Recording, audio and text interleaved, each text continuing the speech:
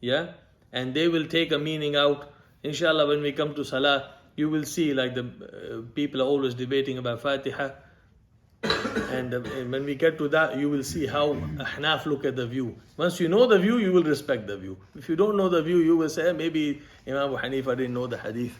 It's true, maybe they didn't know the hadith. But by the way, Imam Abu Hanifa or Imam Malik, do you think they knew all the hadith?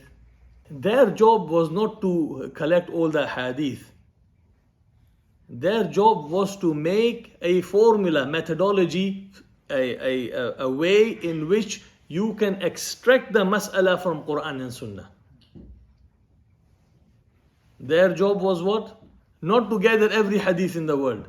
Is to how do you, faqih and muhaddith is different. Muhaddith wants to get as many riwayat as possible, as sahih as possible. He wants to look into riwayat and collect. But faqih, his job is how do you, the ingredients is collected by the muhaddithin. But how do you cook them? That's the faqih. The faqih, he looks at what? How do you now use, if you have so many things in front of you, how do you use it to take the mas'ala out? This is what the Hanafi madhab, they hardly ever in Hanafi madhab is fatwa on the Imam Abu Hanifa's qawl. But the methodology, as they found later more hadith, the methodology used was Imam Abu Hanifa's methodology. The fatwa is not his. You will be surprised, all of these four madhahib, the mujtahid of the madhab, his fatwas are hardly in practice. Because what happens is, the methodology, what happened later on, someone found a hadith, they said, okay, this is how we work with this hadith.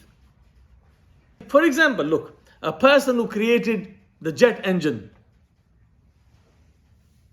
he may not have traveled more than one country. May not even have traveled outside the country. But people use the jet engine technology. Now they can go to maybe the moon or even thinking about Mars. Understand? The engine is made by the mujtahid. He tells you how the engine works. Then you get more riwayats, you get more narrations later on. You apply the formula onto it. Some people have this understanding, maybe Imam Abu Hanifa, he didn't know hadith. He doesn't need to know hadith. None of the fuqaha, they need to know all the hadith. They used to say, if you find a hadith, forget my reasoning works within the hadith we have. If you find other hadith, leave this, put this into the formula, now work again. And unless you study a fiqh, you will always be confused by someone telling you, and unfortunately, now we have some brothers who like to go to what?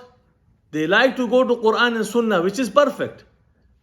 But they don't have a formula. They go wherever they find the ease. They don't really have a formula. The fiqh is an art of what?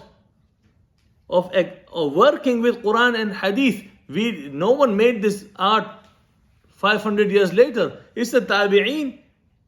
Imam Abu Hanifah is tabi'i. Why do the tabi'i, the one tabi'een, khayrul qurun, from the best of times? Imam Abu Hanifah, he doesn't know a hadith. Okay, you say that. You say that to Hanafi, he'll be very angry. If he doesn't know a hadith, Imam Abu Hanifah doesn't know a hadith, why do the people of his era, khayrul qurun, they call him imam? Did he become imam later, or he was imam of his time? How can the khayrul qurun be so foolish to make a person their imam? He's imam of fiqh. He's not imam of hadith. He has a lot of narrations in hadith. But you have to understand the difference between fiqh and muhaddith and faqih.